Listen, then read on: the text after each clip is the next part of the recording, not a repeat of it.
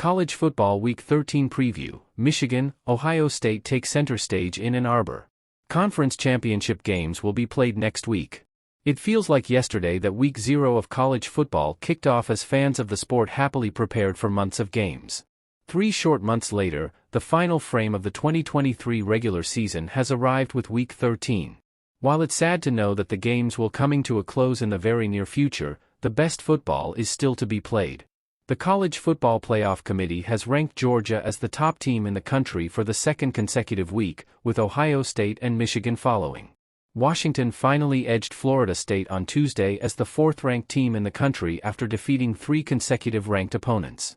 With one game remaining and conference championships still to come, potential chaos is on the horizon for college football.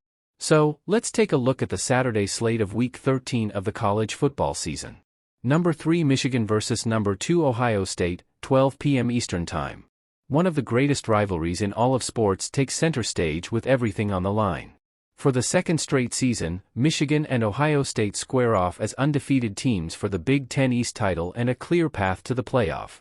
Michigan head coach Jim Harbaugh won't be on the sideline after agreeing to accept his 3-game ban from the Big Ten for violating the conference's sportsmanship policy.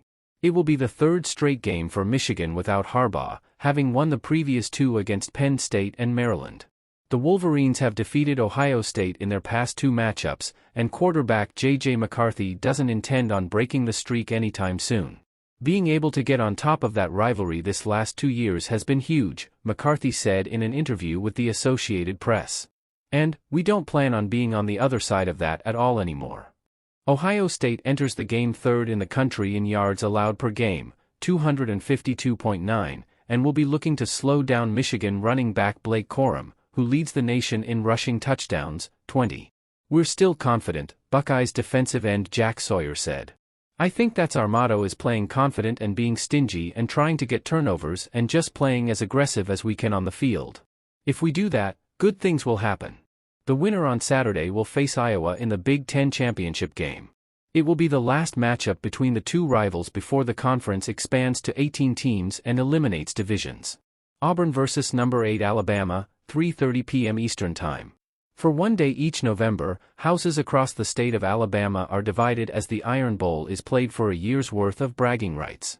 Alabama enters Saturday's matchup as winners of 9 straight after falling to Texas in Week 2. The Crimson Tide are once again in the national championship picture and will face number 1 Georgia in the SEC championship game, regardless of the outcome against Auburn. But if head coach Nick Saban and Alabama are to have any hope of making the CFP, a win over their bitter rival is required. People talk about all the crazy stuff that happens in this game, Saban said. But since I've been here, the team that should have won the game based on who played the best.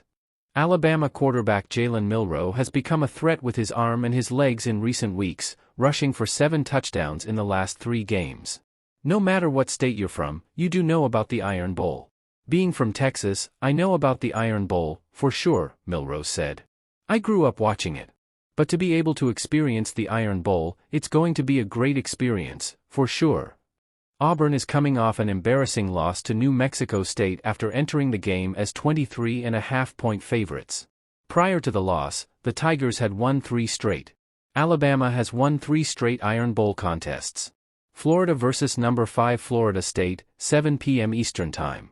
It's been a tough week in Tallahassee, Florida, after star quarterback Jordan Travis suffered a season-ending injury against North Alabama and the CFP committee dropped the Seminoles out of the top 4.